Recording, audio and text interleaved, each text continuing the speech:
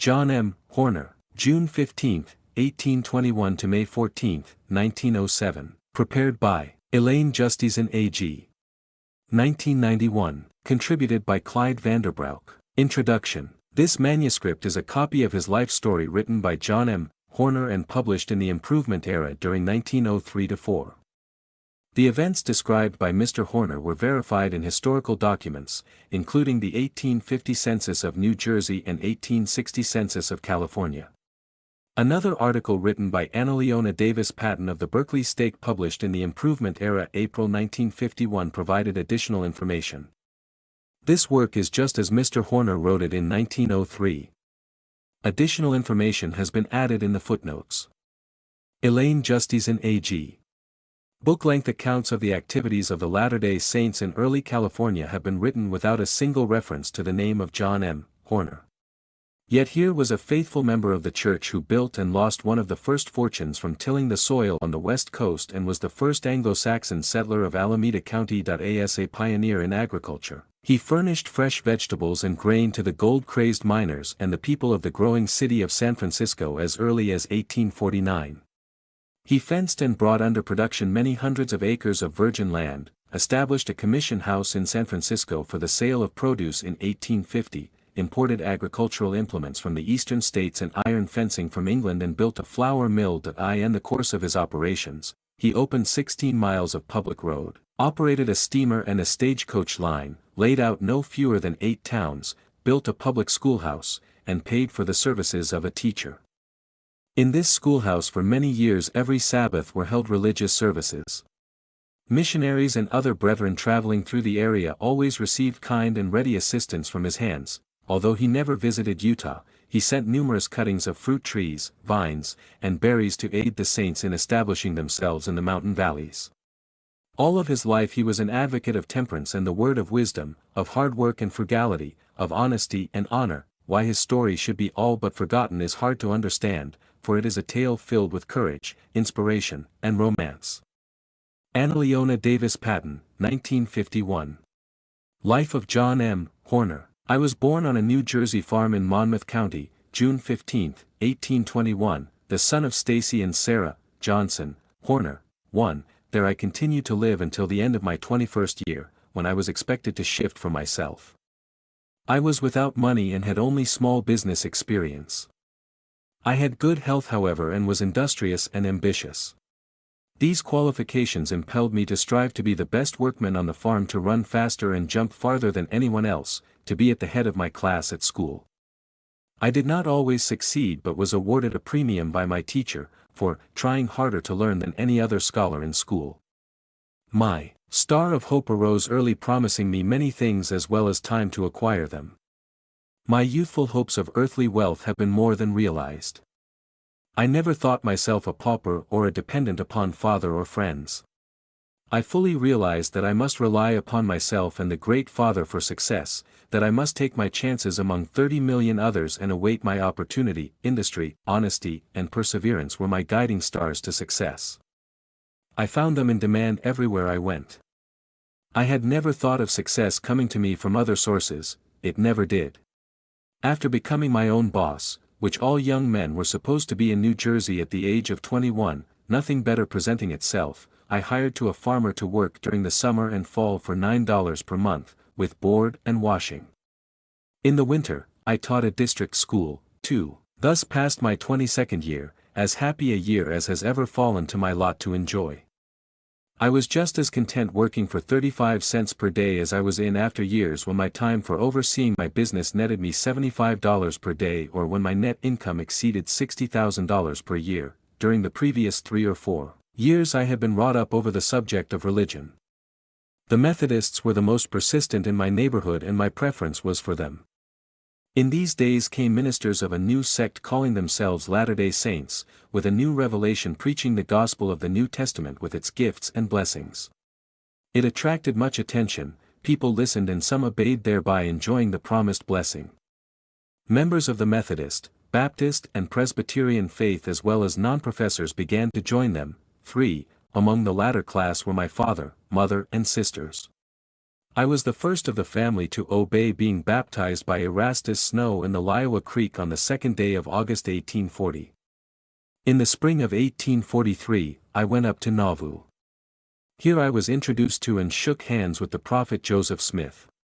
I stopped in Nauvoo during the summer and was one of the 4 men who laid the brick in David Yersley's 3-story house and in the Masonic Brick Lodge under guidance of Brother George Woodward, who was one of the 4. Mixing mortar, handling the trowel, the square, the saw, the plane, etc., was new work for me, but, as in the case of using farm tools, I found it a great help in after years, not only in the days of my poverty when I did all my own work, but later. Thus knowing how to handle tools and do things enabled me to build up and superintend the comparatively large business I afterwards controlled. In viewing my strenuous, eventful and comparatively long and busy life, the wise counsel of our present President of the Church and the 12 Apostles given to the young men to learn mechanical trades as well as book knowledge and book theories, etc., strikes me with great force, and I believe that every young man heeding this counsel will double and perhaps treble his value in the world.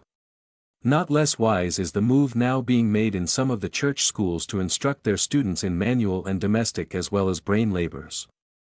We are taught that man has at least 4 natures: mental, moral, spiritual and physical, and of course if only 1 or 2 of his natures are schooled he is not a fully developed man. But to proceed.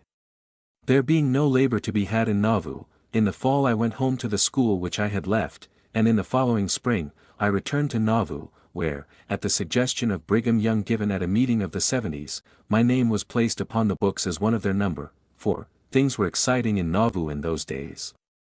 The Laws, Fosters, Higbees and other apostates and enemies were doing all the injury they could to the church and apparently were seeking the life of the prophet. About this time, a convention was called for the purpose of making a nomination of someone for President of the United States. The prophet was unanimously chosen and many delegates were appointed to electioneer in a number of states, to endeavor to elect the prophet president. I was sent back to New Jersey. I ordered 1,000 or so of the prophet's views of the powers and policies of the government of the United States, printed, and took these with me. One night while speaking to a full house of attentive listeners, I invited all to speak who wished to, at the close of my lecture. One gentleman got up and said, "I have one reason to give why Joseph Smith can never be President of the United States. My paper, which I received from Philadelphia this afternoon, said that he was murdered in Carthage jail, on June 27. 5. Silence reigned, the gathering quietly dispersed, but the grief and sadness of this heart was beyond the power of man to estimate. The prophet's martyrdom ended our political campaign. It was a severe shock to us. But we kept up our branch meeting, myself and other elders taking short missions into the northern part of New Jersey, and into eastern Pennsylvania, holding wood meetings, preaching in schoolhouses, etc. For 1 year or so thereafter, in the meantime reading the Nauvoo papers eagerly. Finally word came that the saints were going to leave Nauvoo for California, then a province of Mexico, and counsel was given to the eastern saints to charter a ship and go around the Horn to California. 6. The following information was added by Elaine Justison, Saints in Exile, page 164 by David R. Crockett, 1996. Tuesday, February 17, 1846, Sugar Creek Encampment, Iowa. President Brigham Young read a letter that Samuel Brannan had sent him on January 26. Brother Brannan had entered an agreement with Amos G. Benson, who claimed he would use his influence with the government and work to protect the saints. In return, Benson only wanted 1/2 of all the land that the saints would claim in the West. Brother Brannan asked Brigham Young to ratify the contract. The 12 concluded that they should trust God for their protection. They would not sign such an unjust and oppressive agreement. They felt the plan would rob the saints of millions. Saints in Exile, page 142, Sunday, February 1, 1846, Samuel Brannan and his company were getting the ship, Brooklyn, ready to sail. He wrote a letter to Brother Reuben Hedlock, reporting the ship is now loaded, full to the hatchings, about 500 barrels of which we leave at the Sandwich Islands, and the remainder is ours. There are now in the city, and some on board the vessel, about 230 souls that will sail next Wednesday at 2 o'clock, all happy and cheerful at the prospect of deliverance. Brother Brannan preached his farewell talk that afternoon to a crowded hall. Saints in Exile, p. 145, the day finally arrived for the Brooklyn to set sail. The wharf was crowded with friends and relatives bidding their goodbyes. The Brooklyn deck was of course the scene of lively excitement and affectionate leave-taking. The Crown on shore kept up their spirits by giving them repeated parting cheers, which those on board duly acknowledged in kind. The Brooklyn set sail and left the New York harbor with 238 passengers including 70 men, 68 women and 100 children. They hired an experienced, colored, cook and steward who could cook for a large group, and they purchased a good cooking stove. They took with them agricultural and mechanical tools for 800 men, a printing press, 2 milk cows, 40 pigs and a number of fowls. Also brought on board were school books, histories, slates and other school materials. The ship was provisioned for a voyage of 6 or 7 months. The planned voyage was for 5 months. The Brooklyn was a nearly new, first-class ship. Captain Richardson had a good reputation as a seaman. There were many rules and regulations for the passengers. Reveille was sounded at 6 a.m. when everyone was to arise from their beds, dress, and wash. No one was permitted to leave their staterooms, without being completely dressed, with coats. After Reveille, the corporal would visit every stateroom and receive the names of the sick and those who could not work. Every stateroom was to be swept, cleaned, and beds made by 7 a.m. All staterooms were inspected each day to see that they were neat and clean, and that all dirty clothes were removed and put in bags. The main hall must be dusted and cleaned by 7:30 a.m. each morning. The table in the hall was spread at 8 a.m. and at 8:30 a.m., the children ate breakfast first. When they were done, they went back to their staterooms. No children were allowed in the hall before 8:30 a.m. At 9:15 a.m., the men and women ate breakfast and then retired either to the deck or their staterooms. At 10 a.m., the hall was swept clean and all stateroom doors were thrown open to receive fresh air. From 10 to 2 p.m., time was devoted to various occupations. At 2:30 p.m., all retired from the hall so that dinner could be prepared. At 3 p.m., the children dined, and at 4 p.m., the adults are dinner. By 5 p.m., the hall was swept clean and the doors of the staterooms thrown open. From 5 to 8 p.m., the time was spent in reading, singing or other amusements. At 8 p.m., a cold lunch was placed on the table. By 9 p.m., the table was cleared and all were ready to retire for the night. Every Sabbath morning, there was to be held a service on ship, starting at 11 a.m. All were at attend, shaved and washed clean. The Brooklyn Mormons in California, in William Mulder and Russell Mortensen, among the Mormons, 187. Horner. Ship Brooklyn was chartered, and with 268 saints, including their children, I left New York in February 1846 for California by the way of Cape Horn. 7. We stopped at Juan Fernandez Island, and at the Sandwich Islands, finally reaching California in about 6 months. 8. Justice and Saints in exile. On the 4th day of sailing, the Brooklyn encountered a terrible storm. The passengers had to stay below as the crew worked feverishly to save the ship. John Eager, 22 years old at this time, recalled, women and children were lashed to their berths at night, for in no other way could they keep in. Furniture rolled back and forth, endangering life and limb. The waves swept the deck and even reached the staterooms. The only light was from 2 lamps hung outside in the hall, and these were dim and wavering from the movements of the vessel. Another passenger wrote, the ship rocked, creaked, and seemed about to be torn apart. The hatches had to be kept closed, the light put out, the foul air was almost unbearable. Almost everyone was seasick and panic was near. During the storm, the passengers gathered around Captain Richardson to hear his words. He said, my friends, there is a time in every man's life when it is fitting that he should prepare to die. The time has come to us, and unless God interposes, we shall all go to the bottom. I have done all in my power, but this is the worst gale I have known since I was master of a ship. One woman told him, Captain Richardson, we left for California and we shall get there. Another said, Captain, I have no more fear than though we were on the solid land. The captain was surprised and went upstairs. He said, these people have a faith that I have not, and added to a gentleman, they are either fools and fear nothing, or they know more than I do. The saints recalled how in ancient days, Christ had stilled the storm.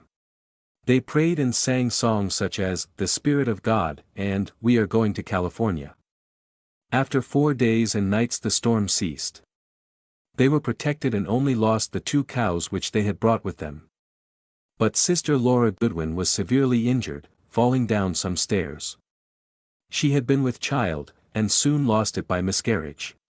Her sickness would linger on until her death a month later.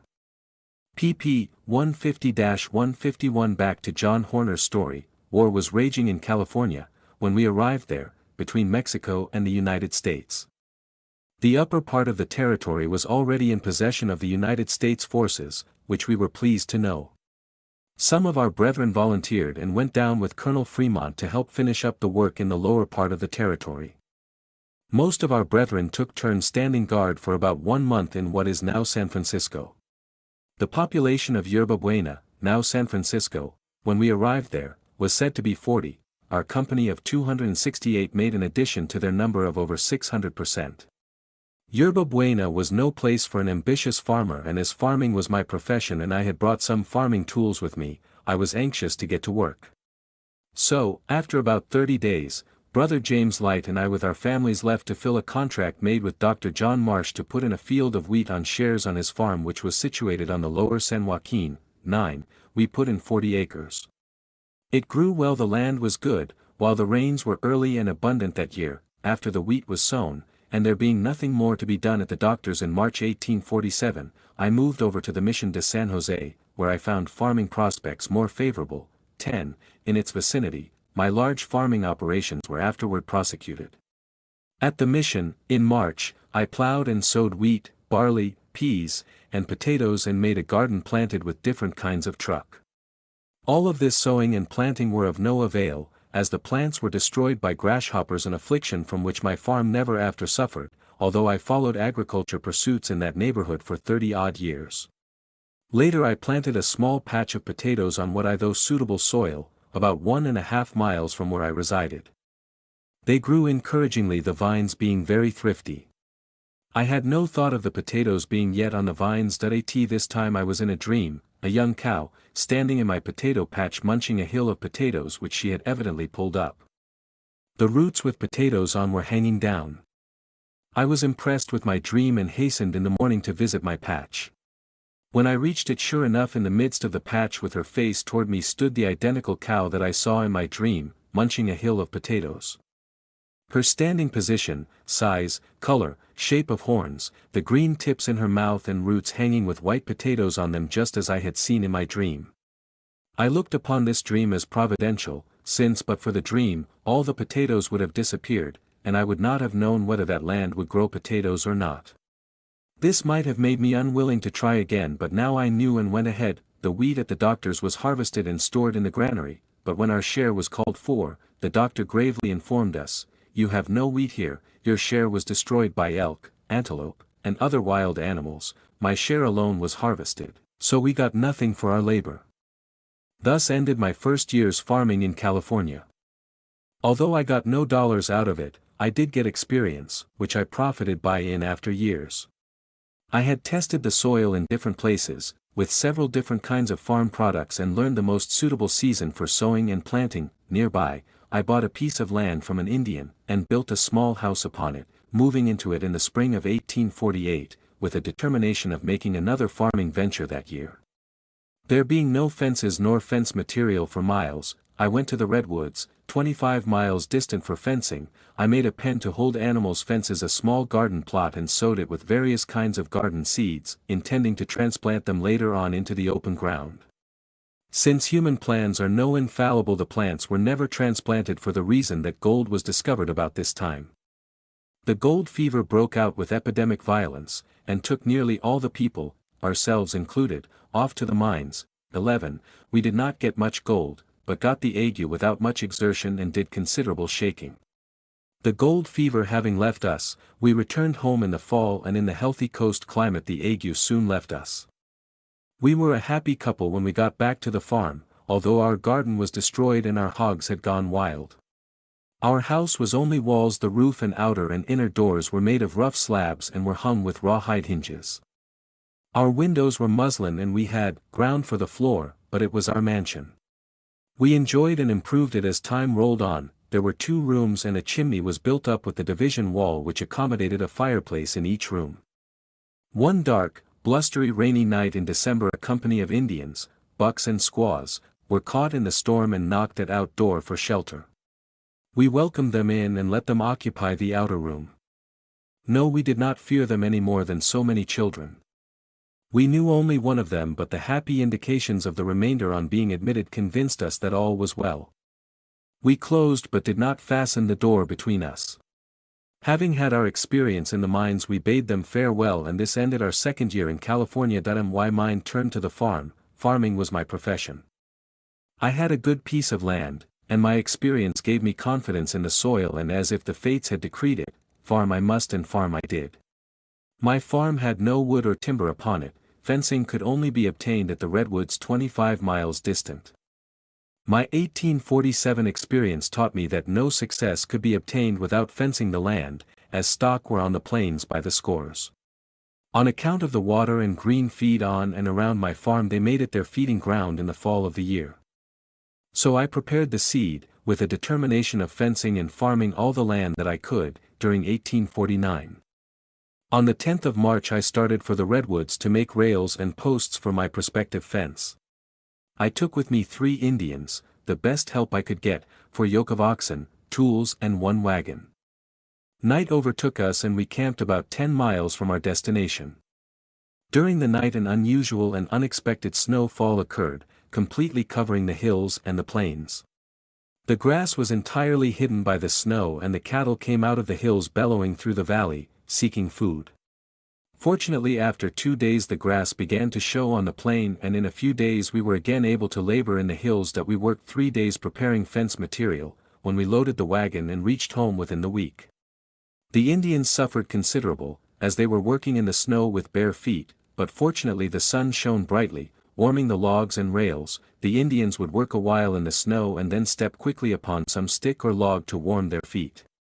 We continued making trips to the woods at short intervals for fence material until the latter part of the summer, when we built the fence. Meanwhile we had plowed, planted and cared for our young crops. In this way we fenced and planted 16 acres. Potatoes was our principal crop.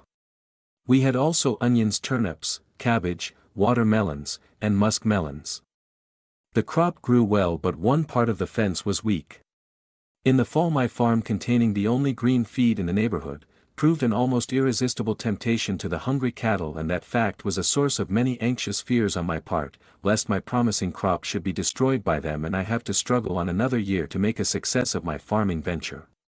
The cattle breaking into my field a few times aroused my combativeness to such a pitch that I abandoned my bed in the house and with blankets and gun spent my nights in the field, thus guarding and saving my crop. I did not injure the stock, but aimed only to scare them by the report of the gun and sting the worst of them with small shot. I kept up this watchfulness until the late fall rain started green feed, after which the stock scattered and annoyed me no more that year. The first remuneration from my first 3 years of farming venture in California was $2 paid me for watermelons in September of this year. Fortunately, October and November brought to California a large number of gold hunters coming both by sea and land. The appetites of these people seemed to crave nothing so much as vegetables, since some of them had and others were rapidly contracting scurvy. They ate raw onions or potatoes with apparently as great relish as if these were nicely flavored apples. As I was the only farmer in the territory who had vegetables for sale, I was much sought after by customers from all sides.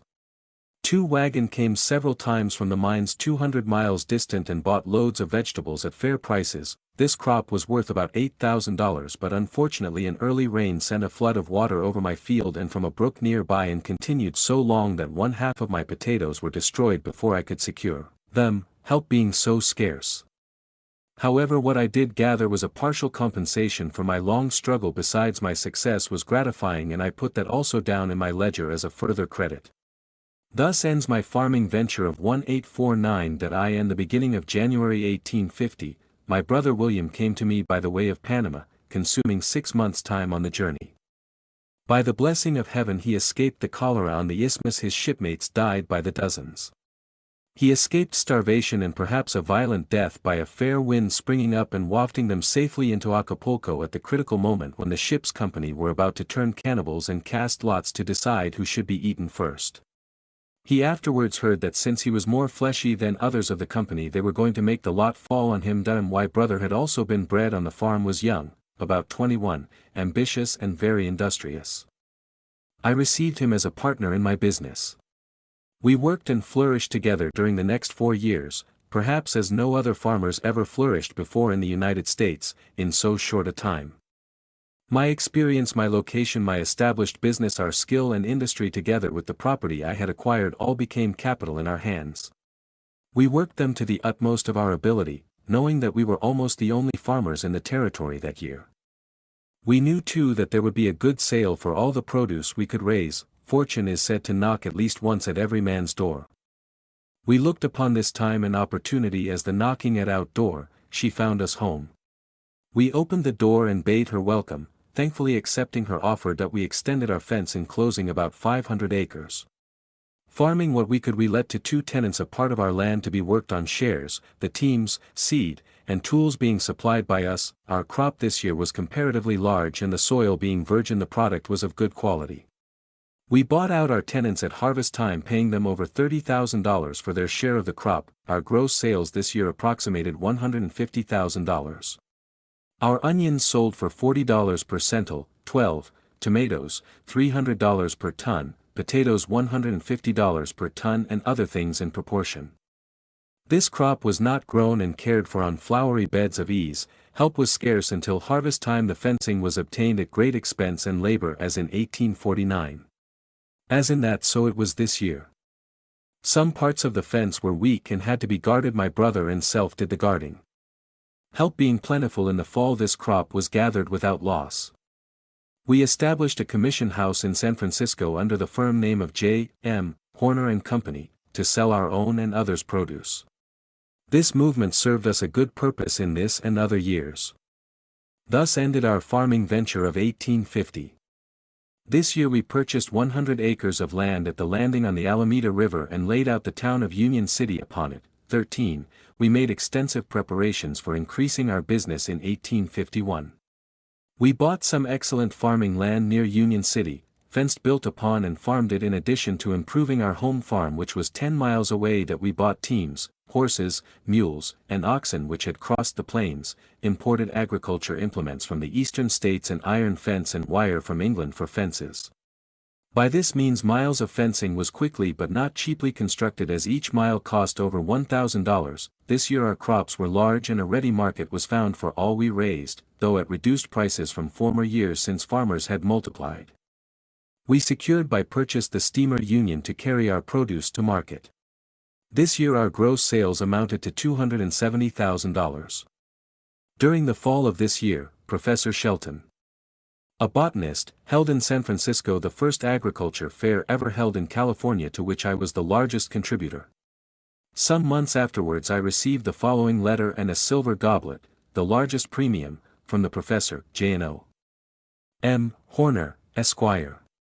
Although you were recently presented with the accompanying testimonial of the public appreciation of your efforts to develop the agriculture resources of California, yet I cannot refrain from adding my individual congratulations to those so universally accorded by our fellow citizens, if it be but to assure you that I heartily participate in them, and fully recognize your right to the title of pioneer in this branch of public industry. Sir, it is true that the premium was not awarded by me personally nor by those who could be influenced by any preferences I may have indicated, but I have the consciousness of knowing that Messrs. Fremont, King, Snyder, and Saunders, whose pleasing duty it was to select the most worthy of the candidates for the honor, did nothing more than to echo the public voice in presenting you with this goblet. Take it then, sir, no less as the evidence of the public esteem than as proof of my individual regard. Keep it as a memento of successful enterprise and as a pledge of private friendship.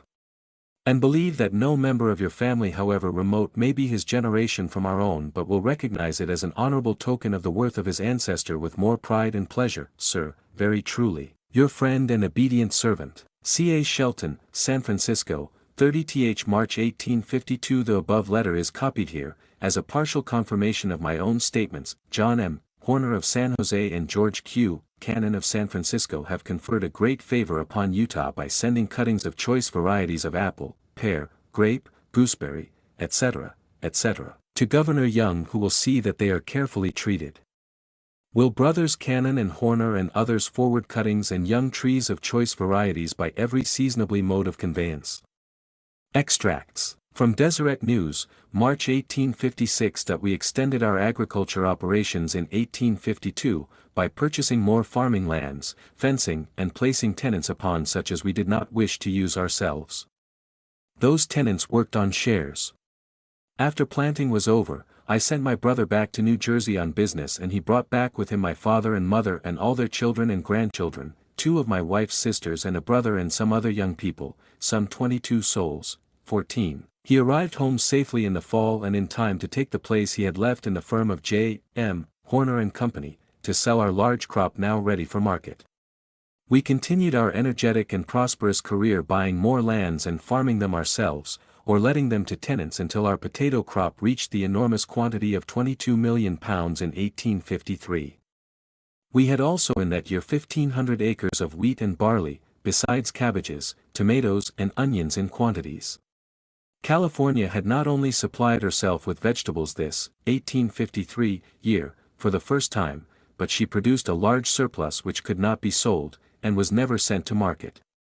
Flouring mills not being sufficient in California at this time, we built one at Union City, with 8 run of burrs, at a cost of $85,000, and ground our grain and that of others. Another agriculture fair was held in 1853, in which most of the first premiums were awarded to me. A $50 silver pitcher, for best flour in competition with 7 other mills, a $25 silver goblet, for largest variety of vegetables, and several small premiums were awarded me for best vegetables of different kinds. We equipped and ran a stage line in connection without steamer, as far up the valley as San Jose, 25 miles. This completing a through passenger line from San Francisco to San Jose. We opened 16 miles of public roads, mostly through our own land, and fenced the larger part on both sides. These roads have never been changed save to narrow them to 66 feet. We had fenced them 100 feet wide, intending them for shade trees. Money and other values increased rapidly in our hands, and having more confidence in banks of earth than in money banks, we seldom permitted our deposits in the latter to exceed, at any one time, $30,000, before we started some enterprise, or invested in real estate. However, the unsettled state of land titles rendered investments in land almost as hazardous as depositing money in commercial banks, as we found to our cost.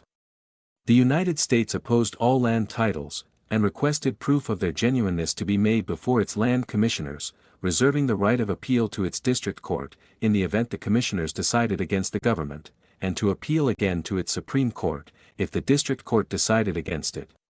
Thus years of costly lawsuits, and in some cases ruin to owners of land titles, intervened before final settlement. We suffered from the law's delay in settling titles, and from squatters keeping us, by force, a goodly portion of our lands. Being encouraged to do so by the government withheld final confirmation. The squatter continued to hold possession, however good the title. We suffered more mentally and financially during these years from the above names causes than from all floods and four-legged animals in former years. When I arrived at the mission, all the mission land outside of the buildings and a small vineyard was believed to belong to the government and was placed temporarily in the care of a Catholic priest as agent. To him I applied for and did rent a small piece of land, but when I commenced work upon it I was met by an Indian who claimed the ownership or the right to use that land.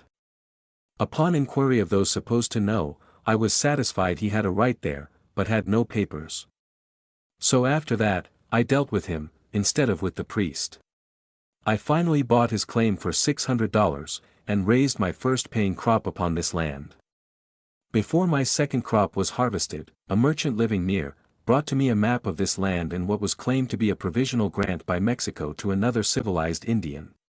This annoyed me, but as there were no records within reach, and rather than risk a lawsuit, as I had a valuable crop growing upon the land, I acknowledged his claim, and paid him $7,000 for it. I had to borrow the money to do it. This was the first money I had ever borrowed. I returned it in a few days, the Indian before selling to the merchant had reserved a lifetime right of occupancy, but as he only wished to use a small piece of the land there was no conflict between us. After a few years he wishing to leave, I bought his life right for $600. While planting our 1850 crop, one 1B, Alvarado and one Andrew Pico, both ex-governors of California under Mexico, sent an agent who presented to me a title or grant from the Mexican government to these gentlemen of the whole ex-mission tract, containing 30,000 acres including my farm, which I had bought 3 times already and wanted to sell me the whole. In submitting these papers to lawyers for their examinations, their opinion was that the grant was good. So there was no alternative for us but to leave, rent or buy. After considerable hesitancy on our part, inquiry and negotiation, we, in connection with George B.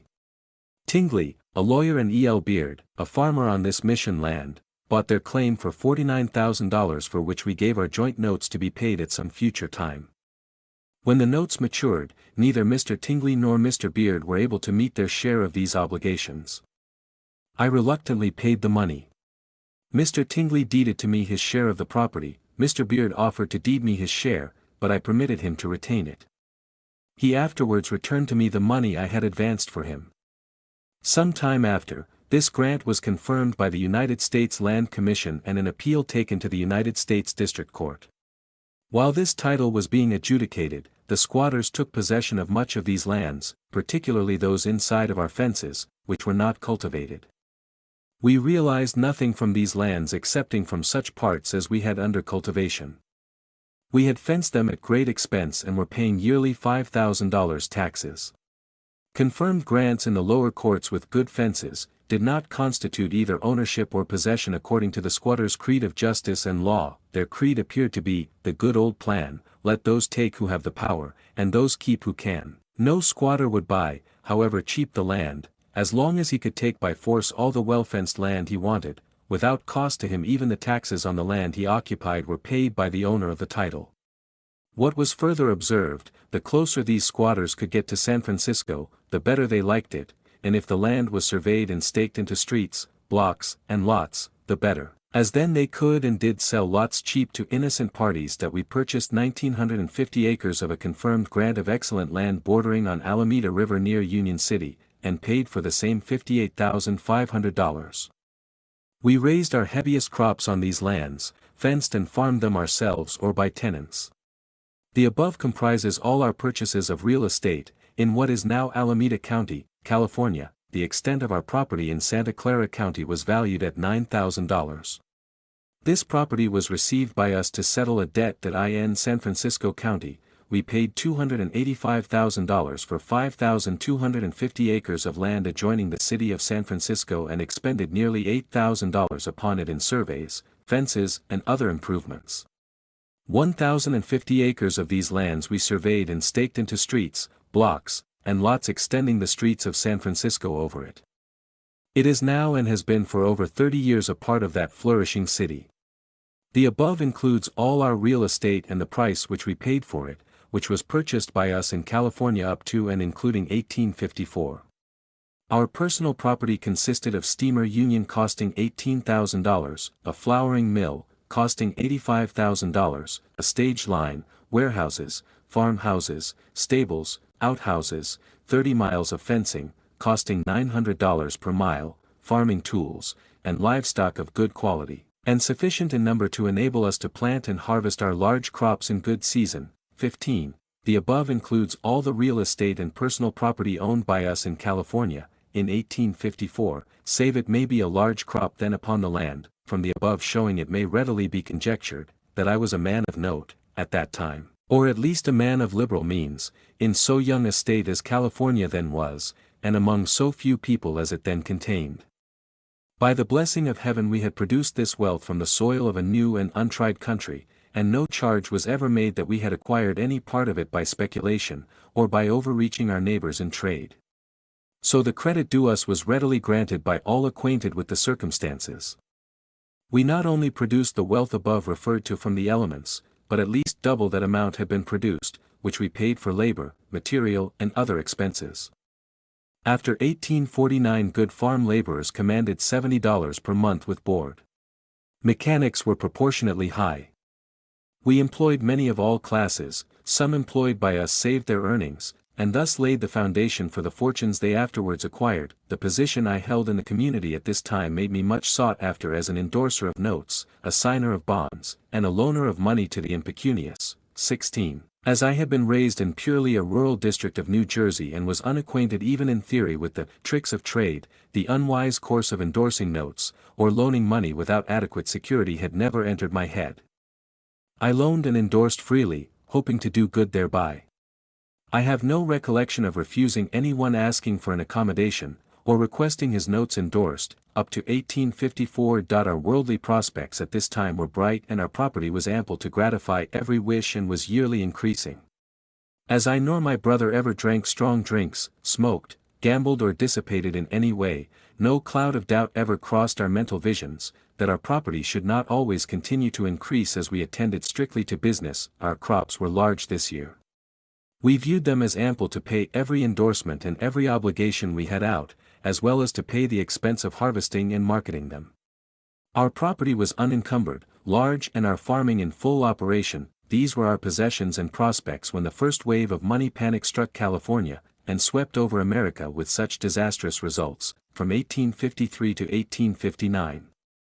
It is said that during 2 months in 1857, in New York, discounts at the banks fell off $24 million and deposits $40 million, interest went up 36% per annum and there were 6,000 failures, involving an indebtedness of $300 million.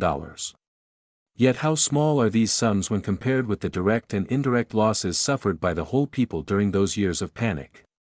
The breaking up of business, the depreciation of property, the enforced idleness of labor and machinery, and the check to enterprise, all combined to make up a loss impossible to compute, not counting the heartache and mental anguish arising from loss of business and homes. Men of families, wealth and enterprise, were driven from their homes and reduced to poverty, and in consequence, on the Pacific coast, self-destruction was resorted to end their misery.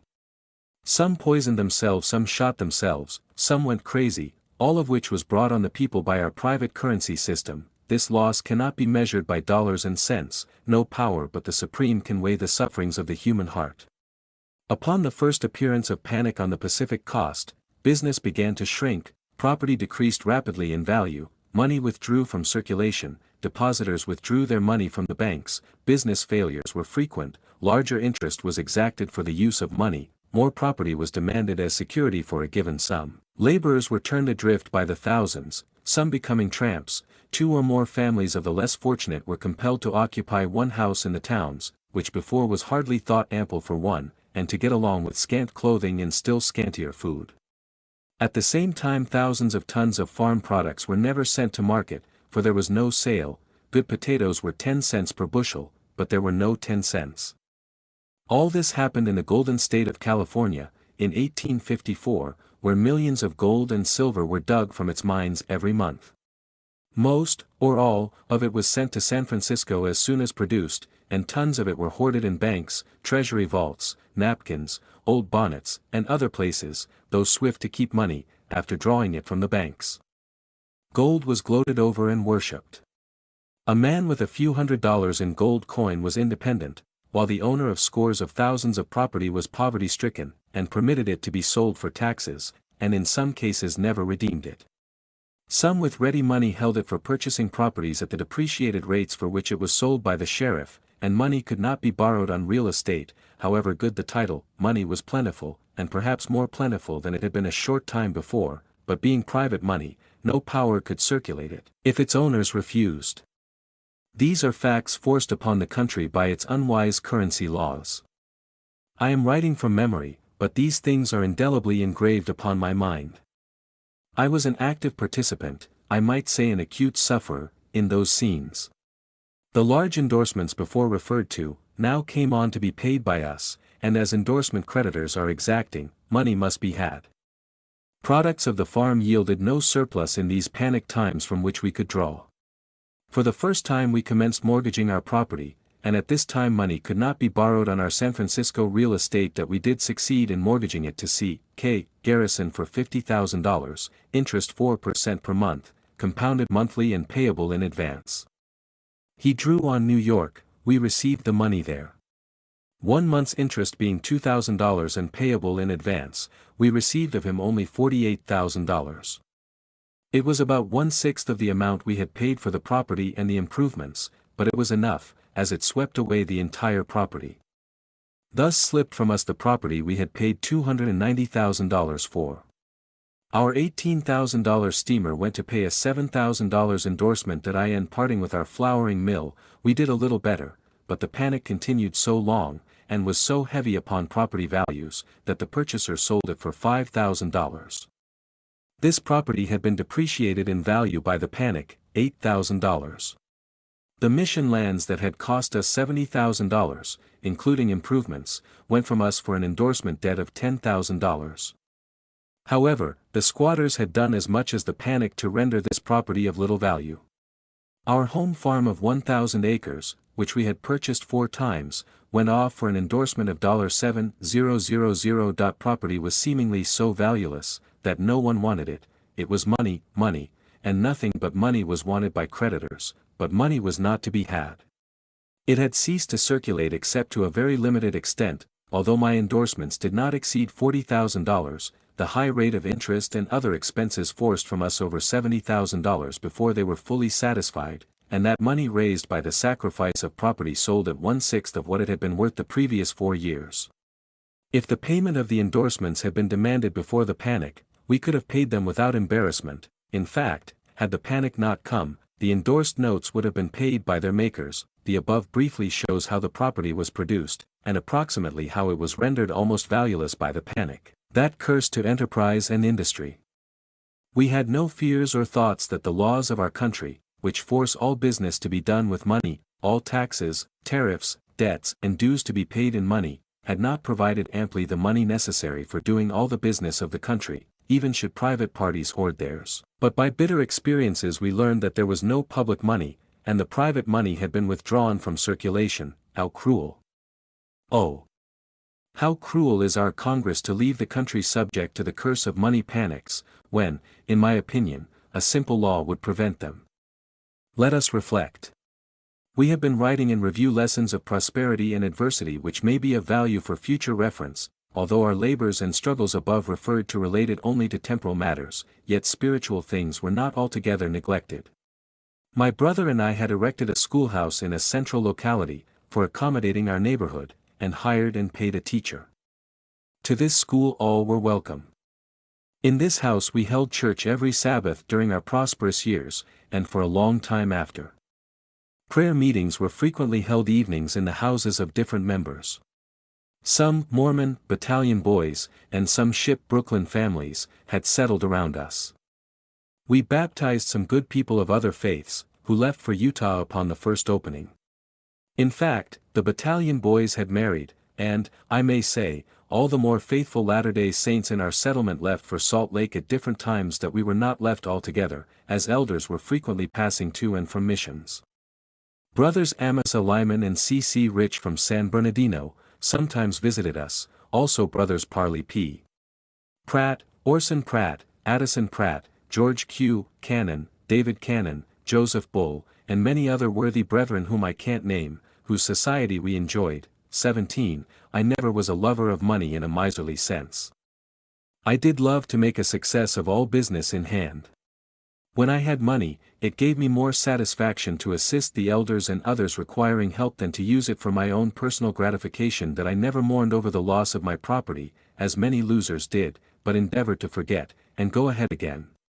I have sorrowed and regretted repeatedly that I did not do my duty with it more completely while I had it, but I must attribute it to ignorance or procrastination, not selfishness. I should have paid, and could have paid a tithing on $25,000 as readily as the $1,500 I did pay.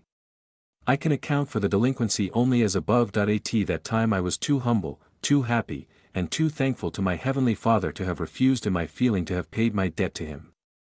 I fully realized it was my obedience to the counsel of His servant in sending me to California and His continual blessings, that had placed me in the enviable position I then enjoyed. One other thing I have also regretted. President Brigham Young wrote advising me to be cautious, as reverses frequently visited people doing large business, and suggested that I send up $30,000 to the trustee and trust, as a precautionary measure, that would serve a good purpose as a future help, if misfortune should overtake me. The above may not be the exact language of the president, but it is his meaning, as I understood it. From ignorance, procrastination, or misfortune coming so quickly, or something else, the wise counsel was not acted upon, my misfortune came suddenly, and as unexpected as thunder from a clear sky. It was from a deficient supply of money, a cause no one dreamed of, or thought possible, as $4 million of gold was known to come into the city every month from the mines alone, but being private money, it could not be circulated, hence, so far as business was concerned, it was dead money. Get out of debt, while times are good, and keep it. I fear some of our brethren will be as slow in acting upon this wise counsel as I was in obeying the counsel given to me. Those who neglect this counsel will lay themselves liable to suffer some of the pangs of hard times, as I did, probably losing homes and property. Hard times are sure to come, since money panics are some of the fruits of our present money system. Under it, hard times always follow good times. This being true, a worse money panic than the American people have ever suffered may be just ahead, and is feared by some government officials, bankers, and many other businessmen. It will surely come, if Congress does not administer a timely preventive remedy, that if we are out of debt, and have no bonds or endorsements holding us, hard times may injure our business, but our homes and property will be safe. The loss of my property and business places me financially where I had commenced, 8 years before, as nothing of much value was saved from the wreck, except my experience. My prospects were dark, cloudy, and discouraging. I gave up my carriage team, my watch from my pocket, and commenced physical labor again to support my family. At length the panic ceased, and its evil effects wore gradually away from the state. I rented my old homestead, and after a time exchanged it again, this making the 5th time. Part of the purchase money was left as a mortgage, and interest being so high, 15%, it was never completely paid for. As afflictions seldom come singly, so it was in my case. Aside from the loss of my property, I was otherwise afflicted. My only daughter, Elizabeth, sickened and died, while my property was being confiscated. I was also personally afflicted. Lockjaw came upon me with a heavy fever, which lasted a long time. My life was despaired of by my physicians, relatives, and friends. An unexpected favorable change took place. My recovery was slow, and my sickness left me with but little use of my legs. For weeks, I used a crutch when moving around. I stated in the commencement of this narrative that my star of hope rose early, and had never set beneath the horizon. At this time it nearly went down. I gradually regained my strength, after months of mental and physical suffering, and slowly with it came back my ambition, for all of which I am humbly thankful to my Heavenly Father. Not for these only am I thankful, but as in the case of Job, I have been blessed again with reasonable wealth, and an influence beyond my most ambitious hopes, and last, though not least, have been blessed with more sons and daughters. I have lived longer since my loss and suffering than before those troublesome times. That I was granted a new lease of life by the Great Ones, and for a purpose unknown to me. However, in the absence of any more worthy, visible object, for me to work at for the good of man, outside of other duties, the currency question impressed me as the most important. Many wise and learned men and professional financiers have been working at it to no effect, as witness the panics of 1873 and 1893. God is the fountain of all intelligence, and uses the weak things of this world to confound the wise, etc. Since I am one of the weak, I thought he had chosen me for the purpose of showing the weakness of our present money system, and to invent, work out, and make known, a more perfect system for the use of man. My suffering under our present money system, I thought, with the blessing of heaven, would qualify me for the work, considered by many to be impossible. Whether this is a correct surmise, or only a welcome thought, the endeavor to perform it certainly has been a delightful labor.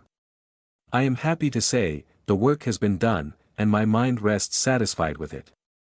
If the American people will adopt it, money panics will be impossible. It will affect all that is claimed for it, and no doubt much more not yet seen that practice would reveal, for many of the evils of our present system, and for the numerous blessings which this new and just system will impart, if adopted. Study the book National Finance and Public Money, where the bill of organizing the system, And numerous unanswerable arguments used in support of the system may be found. The difference between our present money system and the new system is, the first is a private money system, and the latter is a public money system. What is public money?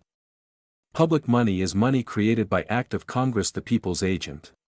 Public money belongs to all the people, and by their agent, their government banking department, they must loan it to the administration, to states, to municipalities, etc., upon demand, and to all industries of the country, farmers, manufacturers, merchants, bankers, and to every citizen, upon securities named by Congress. The congressional enactment of the bill above referred to would inaugurate public money, and install the people as a whole, rich and poor, to be the money power, and prevent all future money panics. I should not have penned this much here about public money, only for the fact that I am writing a small sketch of my life work, and this is a part of it, and I think the most valuable part. It is now over 36 years since it was first considered. This invention has been completed a long time. My extensive writings since have been to introduce it to public notice. That I thank my Heavenly Father for placing the thought in my heart of producing a more perfect money system for the good of man. The satisfaction that came to me in working it out, and trying to show the people its many advantages, has been enjoyable. It was impressed upon my mind with a persistence not to be ignored, and I willingly accepted the charge.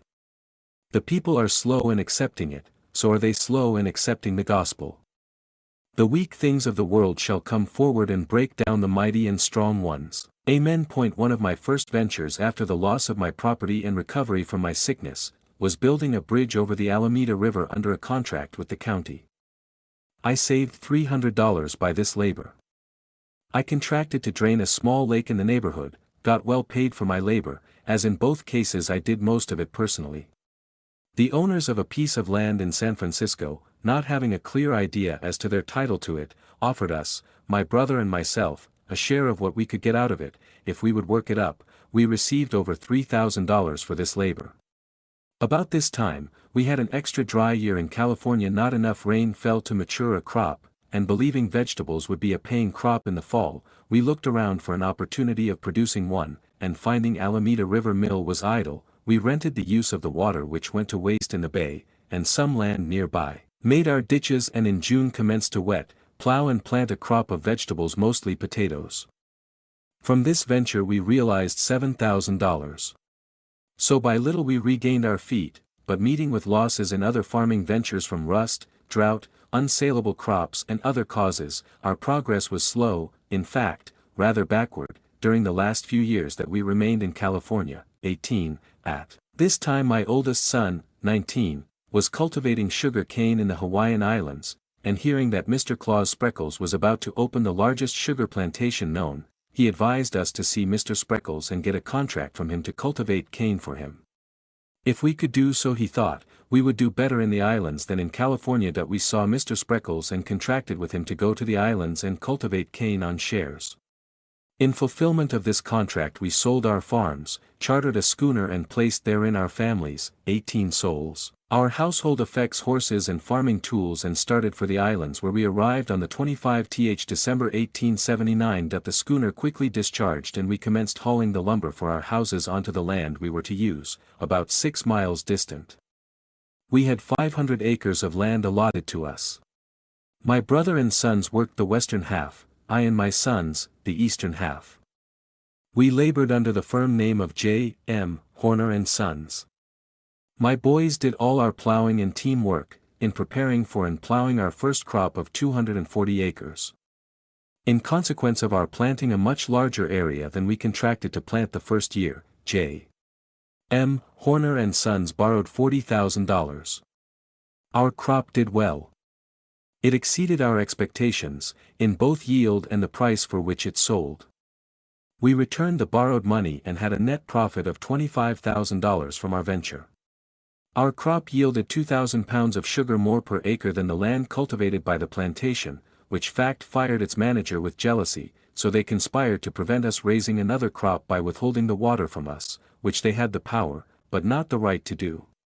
The consequence was, that our cane dried up, did not pay for harvesting, and we thus lost much of the money we saved from the first crop.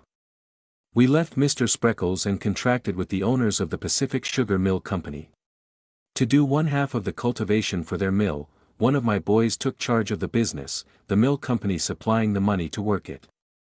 Here we made considerable sugar, increasing the yield on our half of the plantation from 500 tons per year to 2,000. The year before we parted with this property, we were sure it was worth $80,000 over and above the debt for advances, but the enactment of the McKinley Bill so affected sugar property here that we willingly sold for a small sum more than the debt.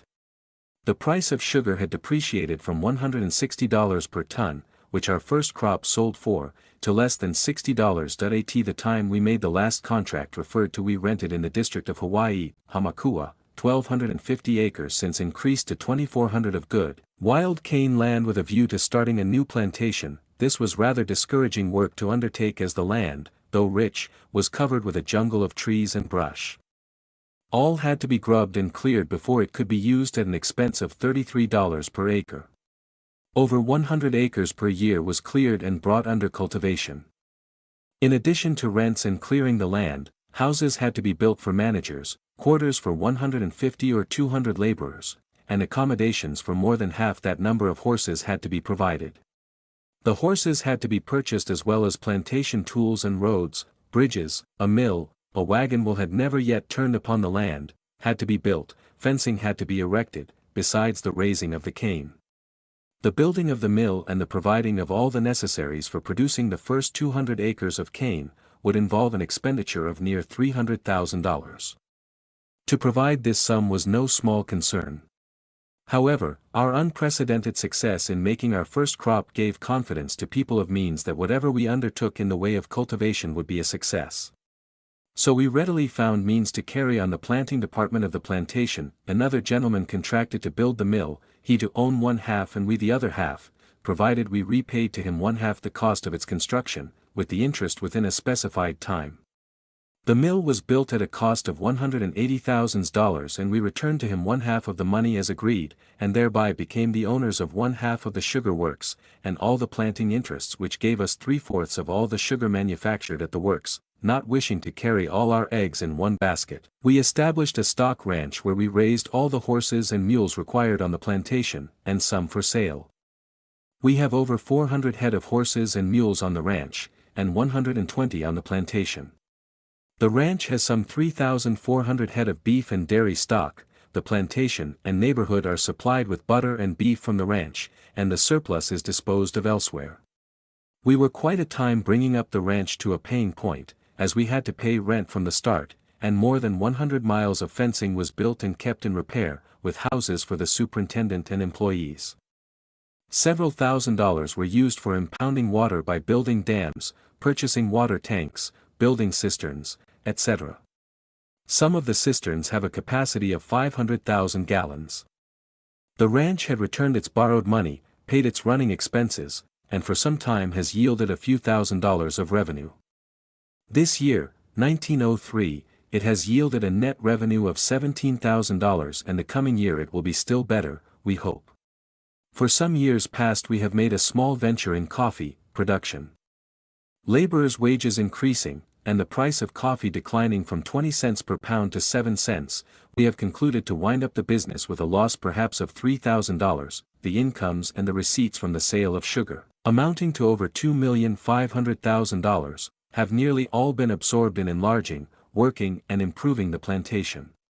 The increase in cost of labor, the depreciation in sugar prices, interest for money, dry years, fires and some other items, have multiplied our debts to $2,050,000, and a mortgage holds down all incomes until the debt is paid. We are encouraged to believe, however, that we will get out of debt, as this year we have paid over $50,000 of the above debt, and hope to do as well by the blessings of heaven until all is paid. Looking back, every message sent from the Great Father to earth, for the good of man, since the days of Enoch, has at first been rejected, and its bearer persecuted and perhaps slain. It is so with all truth. The gospel message, sent through Joseph Smith to the children of men in these last days, is no exception. As soon as the prophet delivered the message, persecution commenced, his life was sought, and they finally closed his mission on earth by murdering him. Many of his followers have shared the same fate, and whole communities of saints were driven from pillar to post, from Ohio to Missouri and there, from county to county, and from that state into Illinois, from there, to the mountains.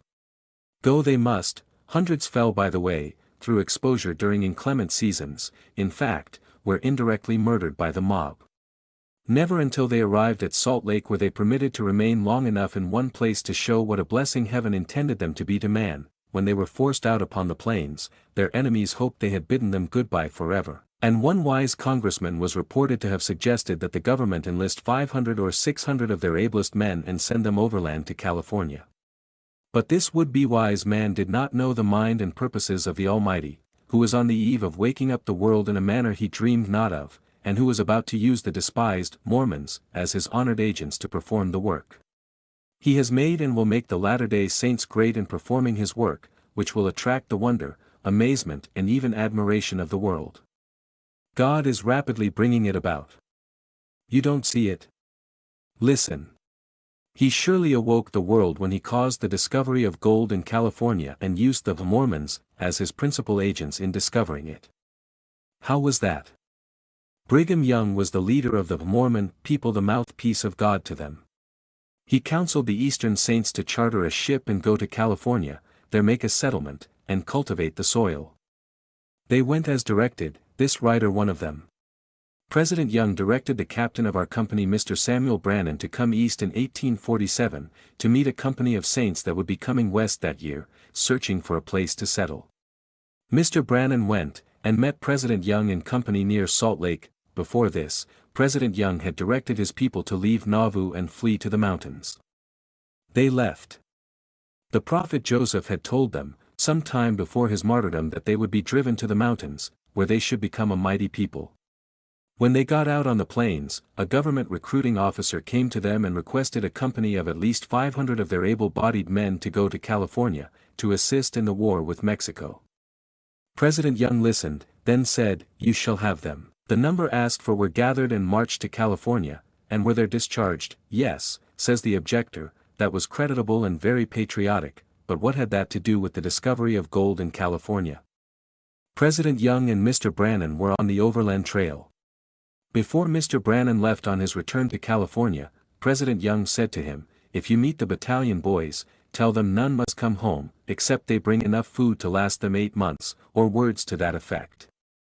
Mr. Brannan met the boys on the mountains and delivered to them President Young's message. The boys counseled what best to do and decided that those having families, or important duties urging them forward, should go. This counsel was carried out, and those who returned to California applied to Captain Sutter, then living in his fort, where Sacramento City is now located, for employment. The captain had no money, he had plenty of land, and the American River ran through it. The boys informed the captain that their needs were not money, but flour and other food to carry to their relatives and friends in the mountains for the coming year. Sutter said, "If you sow and harvest a crop of wheat, and build a mill to manufacture the wheat into flour, I will pay you for your labor in flour and ponies, after the wheat is ground next year." A bargain was made. Sutter to furnish the land, seed, farming tools, teams, etc., necessary for plowing the land and sowing the wheat, also tools and teams necessary for getting the logs out of the mountains, out of which to saw the lumber for building the mill and digging the mill race, etc. Mr. Sutter was to board the boys while they were doing the work. The wheat was sown, the mill frame was up, and the mill race dug. I saw them. The wheat was growing. The first water let through the race washed away the loose earth, and left the shining yellow flakes of gold exposed in the bottom of the race, to which the boys directed the superintendent Mr. Marshall's attention. Thus it may be seen that the Mormons performed the physical labor that discovered the gold of California to the world, and there are many living witnesses that can testify to the awakening of the world to its discovery.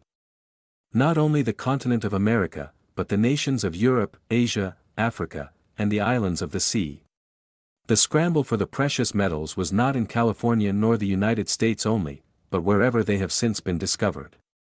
It has made the nations and their people more enterprising, and better acquainted with other nations and their people, that if the battalion boys had not been sent to California, how long would the discovery of gold in California have been delayed? That is a question difficult to answer, as all the great events and discoveries of the precious metals that followed, in consequence of this first discovery, must likewise have been delayed. The battalion boys and ship Brooklyn Mormons were sent to California by President Young, and by their labors gold was discovered. A great awakening in the world was the result. California soon grew into a noted state, as a result of the discovery. I was the only one of the Brooklyn passengers who went into the farming business to stay. After my success, others took hold. Had my crop of 1849 failed, California, no doubt, must have been at least 1 year longer supplying itself with vegetables, particularly potatoes, as I had all the potatoes that were raised in the territory that year. Had my farming venture failed this year, as it had the 2 previous years, there would have been no seed for planting in 1850, or had I not been in the territory, how long would it have been before someone would have ventured into the business, are problems difficult to answer. I had been at the business 4 years before any other person, 2 were failures, and 2 successes. After our second crop was produced, others began in the business in a small way. Our third crop wrought wonderful changes in the minds of some. Mechanics, sea captains, lawyers, college professors and other classes, went into the farming business. But only few of them succeeded. Despise not the day of small things. No one depending solely upon himself and the Great Father for success should despise or shun the day of small things, but, struck out unaided, depend on no other. Strike and keep striking till you hit the right spot. Perseverance captures the game. I always endeavored to keep myself employed. When I could not do so, I worked for others. Upon my first visit to Nauvoo, I had a little money. I paid my tithing, and, not finding work elsewhere, I labored at the stone quarry where rock was being quarried for the temple. I wanted to show I was anxious to be employed. I had some money with me but preferred to work and keep it, than to do nothing and get short. I soon found all the labor I wanted, and in the end, I received $4 per day. To show the importance of looking after and husbanding small things, I will relate this fact. In the summer of 1845, I was boarding with my father, and teaching a district school. In his corn field were sharp corners, and crooks in his fence, leaving a few square feet of land, here and there, which he could not cultivate with his teams. He consented that myself and brother might dig it up and plant potatoes in it for ourselves, which work we did mornings and evenings, so as not to interfere with our daily duties. We did not anticipate much of an income from what we were then doing, but it was exercise, and a good lesson for us. It was the first time we had ever attempted to produce wealth from the elements, working under our own dictation. Little did we think that 8 years from that time, we would have raised and sold for gold coin over $1 million worth of potatoes, in a strange country, 3,000 miles away. Producing wealth from the elements has been our occupation since, and several millions of wealth, besides the one referred to above, has been produced under our superintendence. 150 men was about the extreme number employed by us at any one time in California. Here in Hawaii, the average has been double that number. The point I wish to make is, we raised some potatoes along our father's fence, dug and buried them to protect them from the winter's frost. They were yet under the frozen ground in January, 1846, when I was ready to start for California. I sold my share of them for $5. When I got to New York, I added $2 to the 5 and bought a Colt 6-shooter pistol. I was told, you are going to a country occupied by savage beasts, and still more savage men, so you must go armed to protect yourself. When I arrived in California, it was in the throes of a revolution. A war was raging between the United States and Mexico. I carried my rifle and pistol wherever I went prospecting, but seeing no one whom I wanted to shoot and no one who wished to shoot me, I concluded my pistol was useless and traded it to a Spaniard for a yoke of oxen, the first animals I ever owned. With them I plowed for my first crop of vegetables in California. From this small beginning grew the large business referred to. $5 worth of potatoes in New Jersey was a small capital for starting a large farming business in California, but it had its effect. It helped me to a yoke of oxen. If I had idled away my mornings and evenings, I would have had no potatoes, no $5, no $5, no pistol, no oxen, no plowing and experimenting in 1847 and 48. And perhaps the foundation would never have been laid for the large business I afterwards built up. A young man starting out to hew for himself a character and his way in the world without assistance from friend, or ready money, must not despise the day of small things. Small remuneration he must be willing to accept, or even no remuneration at all, until better opportunities present themselves. He should be humble enough to pick up, earn and save the pennies. These are his school days. The doing things in a small way may be the means of qualifying him for handling a large business, if it ever presents itself. The valuable superintendent is the one who understands and works up the details of the business, for if the details are neglected, success is uncertain. Had I not saved my small earnings, and endeavored to earn more, it is doubtful that I ever would have been able to prospect in the West, or to pay my way to California. After I got to California, had I been unwilling, or from lack of the necessary qualifications unable, to handle the plow and guide the team myself and work on alone under disadvantages and discouragements, I might then have been away from home when fortune knocked, but I was there, ready when she knocked, took hold at her bidding, and went my way rejoicing. After my first success, others followed my plows, worked my teams, planted, harvested, and marketed my crops, made my irrigation and draining ditches, built my buildings, fences, etc., as I directed. My business was large, but I never employed a superintendent. I kept hold of my business, bossed it, and in fact was absolute monarch. During my first year's struggles, I worked with my head and hands against great odds, but it was this struggle that made possible my after achievements, which, as elsewhere stated, proved perhaps the most prosperous farming venture from so small a beginning in so short a time ever known in the United States. Up to that time, it must be remembered that the wealth referred to above was all produced from the elements by subduing the earth and making it yield up its treasures to us. This may encourage some young men who are compelled to work their own way in the world, not to wilt down and think themselves paupers. If you have health, strength, youth and intellect at command, you are in possession of the most valuable earthly blessing possessed by man. They are blessings that scores of people would willingly pay you $1 million for if you could deliver the goods. Fortunately, this kind of wealth cannot be delivered, if sold, and if you properly use it, every earthly comfort is within your reach. Don't be afraid of working yourself to death.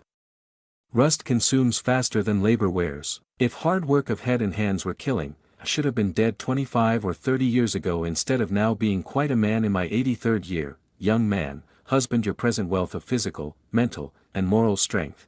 Don't destroy nor waste them by smoking, chewing, drinking, gambling, idleness or other dissipations. To gratify these evil habits will consume your time, health, strength of body and of mind, and your acquired wealth. When you gratify them long enough, you will then in truth be a self-made pauper, of no value to yourself or to the world. Footnotes 1. 1860 U.S. Census Alameda Company, CA page 203, dwelling 1430, family 1424, family history library microfilm 803,055. Stacy age 64, Sarah age 64. 2. Franklin Ellis. History of Monmouth County, New Jersey. Reprint, Cottonport, 1974, Shrewsbury Historical Society. Page 639. Marl Ridge District No. 22. It is stated that John M. Horner, now or recently a millionaire of San Francisco, but a native of this place, made the desk and seat in the old house in which he was both pupil and teacher. Teachers in 1840, John M. Horner, Elizabeth Moore. N. 2 Supra. Page 766, a Mormon obtained consent to preach in the schoolhouse in the village, the first services of the kind ever held in Long Branch. Taken from the diary of William Arth Mapps. January 7, 1842. Considerable difficulty with the Mormon and anti-Mormon preachers. Sunday, March 13, Mormon preaches against the Methodists, Betsy Tallman baptized by the preacher, on eve of his first converts, but beyond this fact nothing appears in reference to the matter, page 633 Horner Stone. After 1830 some families living here embraced the doctrines of the Mormons. A church was erected which later was sold to the Catholics. 4. A70 is an office in the Melchizedek priesthood. 5. The prophet Joseph Smith was killed while in Carthage jail, June 27, 1844. 6. Kate B. Carter. Daughters of Utah Pioneers lesson for April 1960. Page 473. The year was 1845, the Mormons had been warned to leave Nauvoo.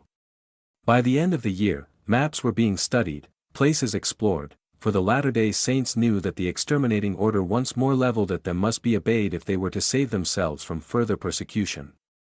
Orson Pratt, who was in charge of the Eastern Saints, with unerring judgment gave permission to Samuel Brannan to charter a ship to carry them around the Horn and find a place which they could call home until such time as a decision would be made by Brigham Young and his associates as to where the new Zion was to be located. 7. Anna Leona Davis Patton. John M. Horner, California's first farmer.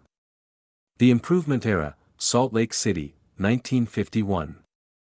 Among the company of saints who lined the rails of the ship Brooklyn as she sailed from New York Harbor in February 1846 was the young farmer, John M. Horner. His sweetheart Elizabeth M. Lay had become his bride the day before he left New Jersey for New York.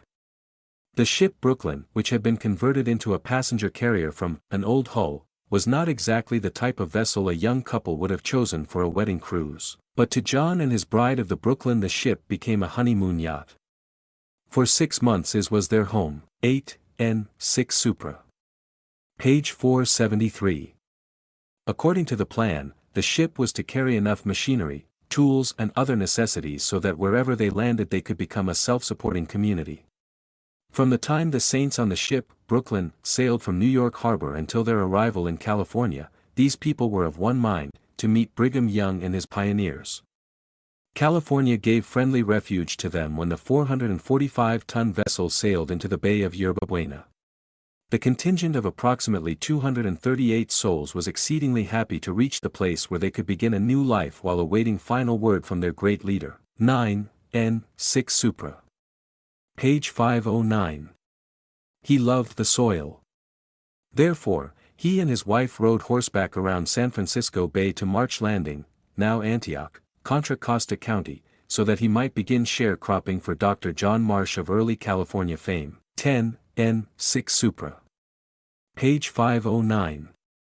The vivid memory of the smooth valley, the melons and vegetables grown near the Mission San Jose haunted Horner so much that he and his young wife soon saddled their horses and rode back to what would someday become Irvington, Alameda County. They leased and bought some land from an Indian where Horner built a little house, planted grain, potatoes and vegetables. 11. N. 6 Supra. Page 510. Becoming discouraged, in the early summer of 1848, they went to Mormon Island on the American River above Sacramento. There each Mormon received an equal-sized plot of ground on which to dig gold.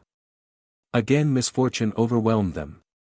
They struck no gold but both contracted fever. In the midst of these afflictions John longed to get back to the land that would produce food. He now loved the soil more than ever and he knew the gold diggers would need and pay for food. 12. A centile is a short hundredweight. 13. N. 6 Supra. Page 510. Mr. Horner was an industrious, honest, God-fearing man. He was a community builder and gave to Alameda County its first American home, opened miles of public roads, built miles of fences, erected the first wheelwright shop, first blacksmith shop, equipped and operated the first stage line and owned the first steamboat to ply the southern end of the bay to the city of San Francisco. 14. Louis J. Rasmussen.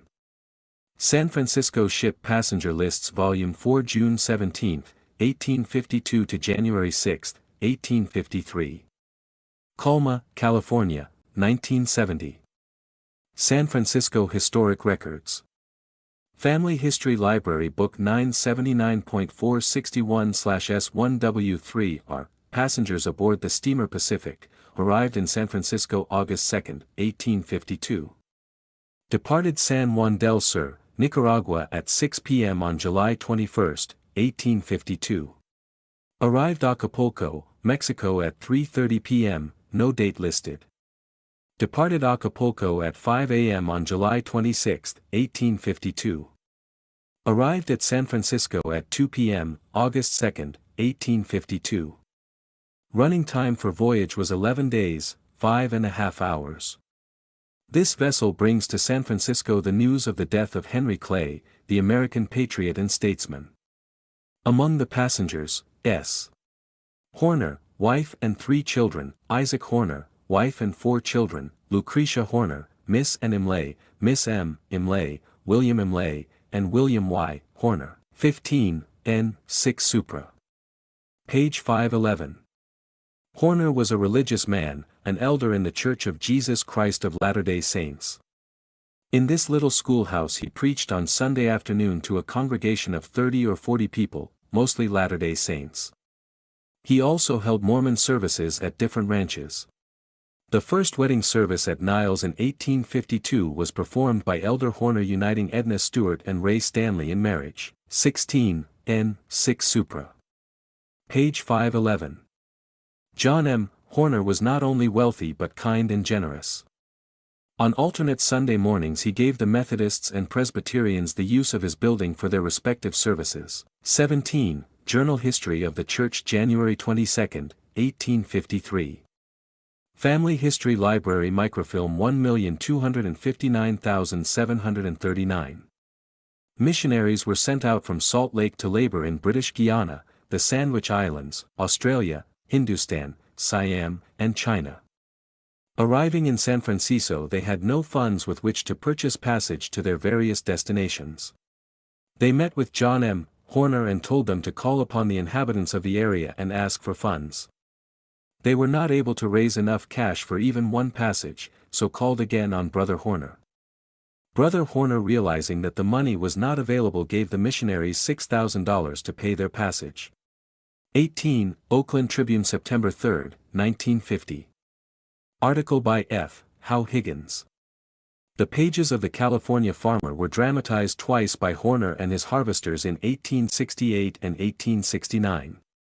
Notice: there will be a public exhibition of the Traveling Harvester Monitor No. 2 upon the farm of Richard Threlmall in Livermore Valley, Murray Township, Alameda County, on Thursday, August 28, 1868, commencing at 1:00 p.m.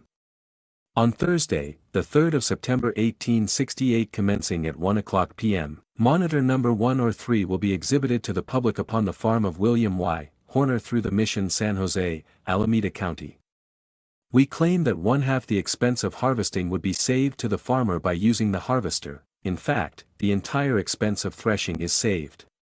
3 men and 12 horses have cut, threshed, cleaned, and sacked in good workmanlike manner 15 acres of grain per day, making 5 acres per man, a feat, we believe, never performed in America before. Farmers, come and see if our claims are well founded. John M. Horner. William Y. Horner. 19. His oldest son was William, born December 26, 1847, in California.